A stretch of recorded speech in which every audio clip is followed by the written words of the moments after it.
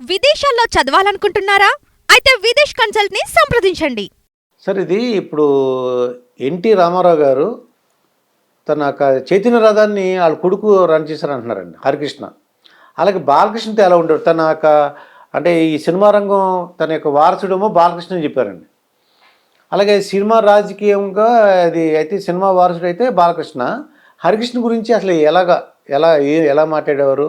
ఆయన కొద్దిగా అగ్రెసివ్గా ఉన్నట్టు అనిపించేదండి మాకు చూడడానికి.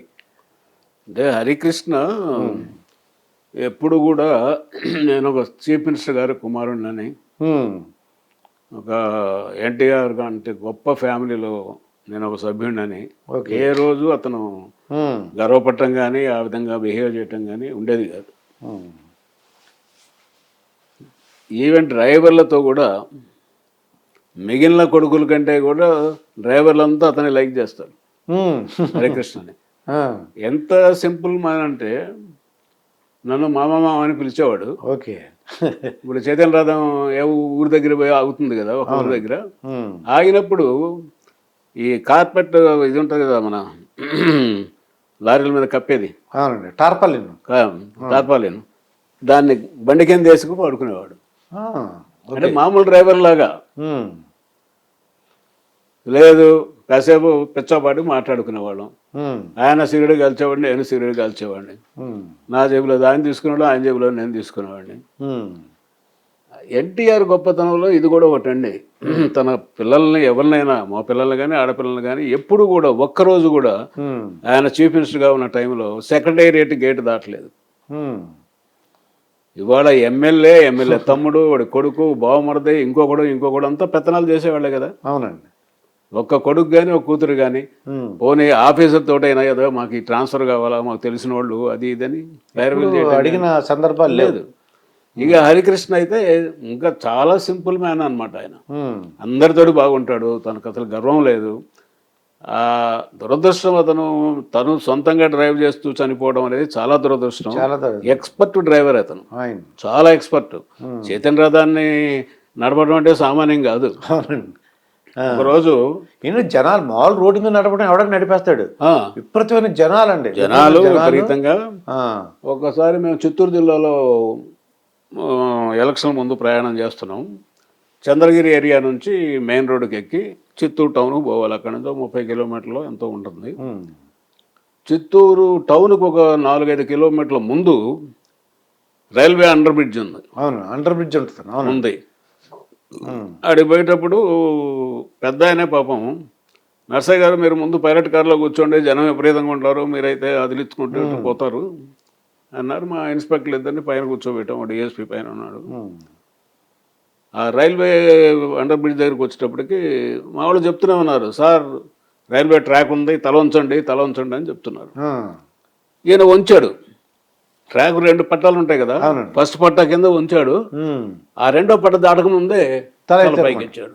పట్టుమని శబ్దం వచ్చింది. వచ్చినప్పటికి బండి ఆపాం. బ్లడ్ వస్తూ ఉంది ఇట్లా.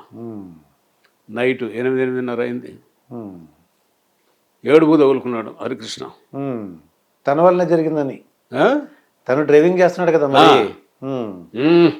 ఎందుకు ఏడుస్తున్నావు, ఏమైంది ఇప్పుడు? నా డ్రైవింగ్లో మీకు దెబ్బ తగలడం అది. సరే కొద్దిగా బాధపడ్డాం. ఏదో ఒక గుడ్డ చేసేసి కట్టుకట్టాం. చిత్తూరు మీటింగ్ దగ్గరికి పోయాం. జనం ఒక 30-40 వేల మంది ఉన్నారు. ఝాన్సీ లక్ష్మణి ఆమె పోటీ చేస్తా ఉంది అక్కడ. నాకు తెలుసు, వాళ్ళ నాన్న డిప్యూటీ కలెక్టర్గా చేశాడు. జనం అంతా ఏదో ఎన్టీఆర్ మీద రాళ్ళు వేశారు, దెబ్బలు తగిలినాయి, కట్లు కొట్టుకొని వచ్చారని చెప్పి పెద్ద కమోషన్ అన్నమాట జనంలో, అలజడి. నేను చెప్పిన మైకులో చెప్పి, ఏం కాలేదురా బాబు, ఇట్లా జరిగింది, మీరు తొందరపడొద్దు అనవసరంగా అని చెప్పి. అప్పుడు త్రివిక్రమరావు గారు వీళ్ళ బ్రదరు, ఎన్టీఆర్ బ్రదర్, ఆయన కూడా ఉన్నాడు మా దగ్గర. ఆయన, నర్సయ్య గారు మనం చెప్తే మూర్ఖుడు వెండో, మొండి పట్టుదల, ఏం చేద్దామన్నాడు. మరి నువ్వు సొంత మనిషి, నువ్వు చెప్పకపోతే, నువ్వు చెప్తే వినకపోతే నేను చెప్తే వింటాడయా. అందులో ఈయన ఉపన్యాసం మొదలుపెట్టి నరాలన్నీ బిగదీసి మాట్లాడతాడు. దాంతో బ్లడ్డింగ్ అర్థమే ఉంది. మేము కట్టుకట్టినా కూడా నరాలు ఉబ్బిపోయి. తెలుగుదేశం ప్రజలు అలా మాట్లాడుతుంటారు. నేను అప్పుడు ఆవిడ ఝాన్సీ లక్ష్మి తెలుసు కాబట్టి, అమ్మ చూడు ఆయన ఇట్లా ఆపడు, మేము ఎంత చెప్పినా విండు, నువ్వు మైక్ పట్టుకొని ఉమ్, అన్నా నేను గెలుస్తున్నా, ఉమ్. మీరు ఆవేశపడొద్దు, మాట్లాడొద్దు అని చెప్పి బ్రతిలాడి కళ్ళని పెట్టుకో అని చెప్పి చెప్తే ఆమె అట్లే చేసింది, ఉమ్, ఆపాడు. ఆపిన తర్వాత బలవంతంగా హెడ్ క్వార్టర్ హాస్పిటల్ తీసుకెళ్ళాం. ఉమ్, ఎంత దౌర్భాగ్య పరిస్థితి అంటే సీఎం వస్తూ ఉంటే కనీసం అక్కడ అంబులెన్స్ ఉండాలి కదా, అవునండి. అంబులెన్స్ లేదు, ఉమ్, కరెంటు లేదు ఉమ్, హాస్పిటల్లో, ఉమ్, ఎక్స్రే లేదు. ఉమ్, ఏం చేయాలో మనకి పైపెన్ దెబ్బ, ఇది స్కల్ ఏమన్నా అయిందో మనకు తెలియదు కదా చీకటి. అవును. ఇంకా అదే పనిగా రాయవలూరు పోయాం. ఉమ్, రాయవలూరు పోతే హాస్పిటల్లో వాళ్ళు ఎక్స్రేలు అన్నీ తీసేసి ఏం లేదులేండి సూపర్ ప్లేస్ దెబ్బే, ఉమ్, స్కల్కి ఏం కాలేదు, లోపల ఏం కాలేదు ఉమ్, అనగానే పదండి అంటాడు ఈయన ఉమ్, ఎన్టీఆర్. మేము రావండి, ఉమ్, ఇవాళ రెస్ట్ తీసుకోవాల్సిందే ఇక్కడ మీరు, వాళ్ళు ఏం చెప్పినా కూడా అని బలవంతంగా పెట్టాం. అది చాలా మంచి మనిషి అండి అతను. అయితే మొత్తానికి చంద్రబాబు నాయుడు గారు ఈ తెలుగుదేశం పార్టీని కాపాడారండి, ఆ లక్ష్మీపార్టీ దగ్గర నుంచి కాపాడారు. అయితే ఇప్పుడు అప్పుడే కాదు, అంతకుముందు కూడా భాస్కరరావు టైంలో కూడా మైసూర్లో కాపాడింది కూడా ఆయనే. ఆయనే అది 2 సార్లు జరిగింది. ఇప్పుడు 3వసారి ఏంటంటే ఈ జగన్ ప్రభుత్వం మీద తిరుగుబాటులాగా ఉంది కొద్దిగా. ఈయన కొద్ది పెద్ద ఆయన కాబట్టి నెక్స్ట్ ఎవరు అవకాశం తెలుగుదేశం పార్టీలో జూనియర్ ఎన్టీఆర్కి అయినా అవకాశం ఉందంటారా? లోకేష్ ఒక ఆయన ఉన్నాడు, జూనియర్ ఎన్టీఆర్. ఇది వాళ్ళే కావాలని ఉంది, ఇంకొకళ్ళైనా కావచ్చు, ఏముందండి దానికి. ఇప్పుడు వారసత్వం ఇది ఏమైనా రాజకీయ రాచరికమా? కాదు కదా. తండ్రి తర్వాత కొడుకు రావాలా, కొడుకు తర్వాత ఇంకోళ్ళు రావాలా, అది ఏం లేదండి. ప్రజలు ఎవరు ఎన్నుకుంటే వాళ్ళు, అది ఎవరైనా రావచ్చు. పార్టీలో ఎవరైనా కొత్త ఇంకో నాయకుడు కూడా వచ్చినా, జూనియర్ ఎన్టీఆర్ అయినా కావచ్చు, లోకేష్ అయినా కావచ్చు, ఇంకొకళ్ళైనా కావచ్చు, దానికేముందని. అది ఇప్పుడు చెప్పలేము మనం అట్లా.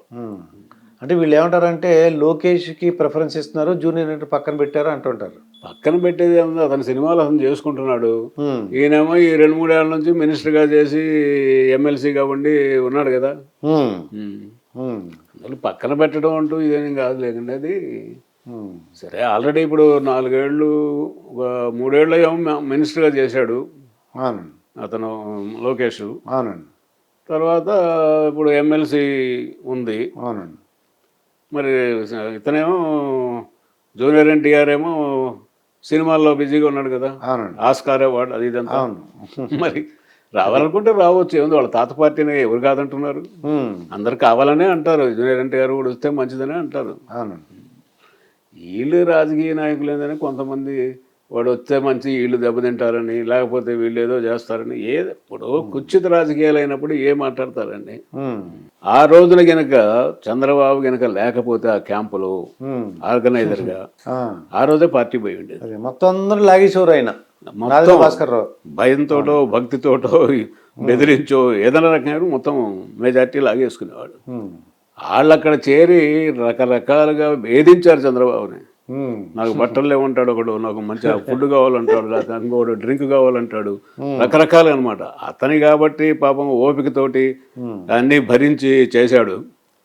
అదే కనుక ఇక్కడ హైదరాబాద్లో ఉన్నట్లయితే, ఆ ముషిరాబాద్ స్టూడియోలోనే ఎక్కడో పెట్టినట్టయితే, అప్పటికీ ఒక రోజున మన అరవిందరావు గారు అప్పుడు deputy commissioner law and order east zone, ఆయన పంపించేసి ఆ ఎమ్మెల్యేలందరినీ బంధించాడు ఎన్టీఆర్. మొత్తాన్ని తీసుకొని రండి అది ఇది. ఆయన వచ్చి మీ అంతటా మీరు ఉన్నారా, మిమ్మల్ని బలపెట్టారంటే లేదు మా అంతటా మేము ఉన్నామండి అని. అప్పుడు ఏంటంటే ఆఫీసర్లు కొంచెం పర్సనల్ ఇంటిగ్రిటీ ఉండి ప్రొఫెషనల్ ఇంటిగ్రిటీ ఉన్నవాళ్ళు కాబట్టి ఓకే మీరు ఉండండి మాకేమైందని వెళ్ళిపోయినారు. ఇవాళ పరిస్థితి కనుక అయితే లాక్కొచ్చేస్తారు. ఈ గోండాలు పోయో రౌడీలు పోయో పోలీసుల మద్దతుతోటి లాక్కొచ్చి కూడా చేస్తారు.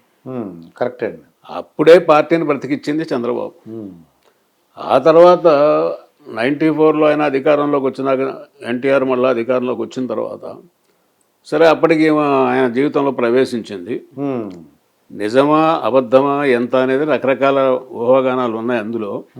మొత్తం మీద ఆవిడ జోక్యం మాత్రం రాజకీయంగా ఉందని చెప్పి అందరూ నమ్ముతారు. ఆ జోక్యం ఎంతవరకు పోయింది ఏమిటి అనేది ఒక స్టేజ్లో ఏంటంటే, అప్పుడు నేషనల్ ఫ్రంట్ చైర్మన్ కదా ఆయన. అవునండి. ఖచ్చితంగా ప్రధానమంత్రి అవుతాడు, లేకపోతే డిప్యూటీ ప్రధానమంత్రి అన్న అవుతాడని అనుకున్న రోజుల్లో నేషనల్ ఫ్రంట్ మీటింగ్ ఢిల్లీలో జరుగుతూ ఉంటే ఈమె కూడా వెనకాల వెళ్ళింది అక్కడికి.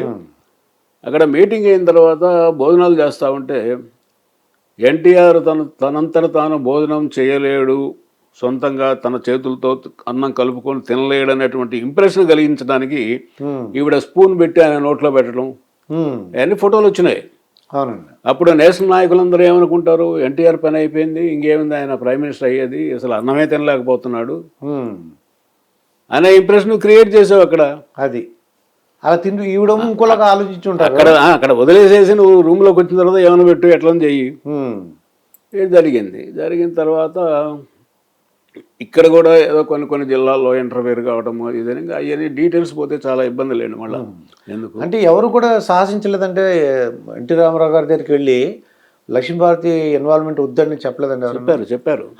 అది ఎవరు సాహసించారండి అలా చెప్పారు? దేవేంద్ర గౌడు, తర్వాత కేఈ కృష్ణమూర్తి, అశోక్ గజపతిరాజు గారు అంటారా, ఈయన మన అశోక్ గజపతిరాజు, వీళ్ళందరూ పోయారు. పోయారు భయపడలేదు. పోయి అయితే అన్నగారు మీరంటే మాకు దైవం, మీ వల్లనే మేము రాజకీయాల్లోకి వచ్చాం, కానీ ఆమె జోక్యం ఎక్కువైపోయింది, ఆమెని ఇంటి వరకే పరిమితం చేయండి, మీ జీవితం వరకే పరిమితం చేయండి, రాజకీయాల్లోకి రానియొద్దండి, పార్టీ దెబ్బతింటా ఉంది అని చెప్పారు. చెప్తే ఆయన చెప్పాను కదా నేను, ఆయన మొండి మనిషి కదా, ఒకసారి నిర్ణయం తీసుకుంటే నా భార్య జోక్యం చేసుకుంటే మీరేంటి అడ్డుకునేది, మీరెవరు అడ్డుకోవటానికి, లక్ష్మీపార్వతి నా భార్య, నాతో పాటు రాజకీయాల్లో కూడా పాల్గొంటుందన్నట్టుగా మాట్లాడాడు. దాంతో వీళ్ళు ఇంకా లాభం లేదురా, ఇంకా అప్పుడు వీళ్ళని సస్పెండ్ చేయాలని కూడా ప్రయత్నం చేశాడు. ఓకే, పార్టీ నుంచి. ఆ స్థితిలో అప్పుడు 163 మంది ఎమ్మెల్యేలు ఉండేవాళ్ళు ఈ గ్రూపులో, చంద్రబాబు గ్రూప్లో. వాళ్ళందరూ సమావేశమై మీరు ఒప్పుకుంటారా, ఎన్టీఆర్ని పార్టీ అధ్యక్షుడిని తొలగించేసి మీరు పార్టీ అధ్యక్షుడు అయ్యి సీఎం అవుతారా, లేకపోతే మేము అశోక్ గజపతిరాజుని ఎన్నుకుంటాం అని ఒత్తిడి పెట్టారు. ఇప్పుడు మిగతా వాళ్ళు ఏమంటారంటే వెన్నుపోటు రాజకీయం అంటారు. ఈ ప్రత్యర్థులు మాట్లాడే పిచ్చి మాటలండి అవన్నీ. వాళ్ళ పార్టీలో నాయకుడిని మార్చుకున్నారండి, అందులో వెన్నుపోటు ఏందండి నాకు అర్థం కాదు. అంటే ఎన్టీ రామారావు గారి వల్ల పార్టీ వచ్చింది, ఆయన పక్కన పెట్టేశారు కావచ్చు. ఇప్పుడు ఎన్టీ రామారావు వల్ల పార్టీ వచ్చింది, పార్టీ వచ్చిన తర్వాత పార్టీ అందరిది, అది పార్టీని కాపాడుకోవాల్సిన బాధ్యత అందరిది ఉంది. పైగా ఆ జరిగిన పొరపాటు గ్రహపాటు వాళ్ళ గురించి చెప్పారు పాపం, పోయి చెప్తే ఆయన వినలేదు. మరి పార్టీ భ్రష్టు పడిపోతుంది, రాజకీయాల్లోకి వచ్చేసి మరి ఆమె సీఎంగా చూస్తారా వీళ్ళు, చూడలేరు కదా. అవునండి. అందువల్ల పార్టీని కాపాడుకున్నారు. ఆ రోజున పార్టీని కాపాడుకోకపోతే పరిస్థితి మరో విధంగా ఉండేది. అది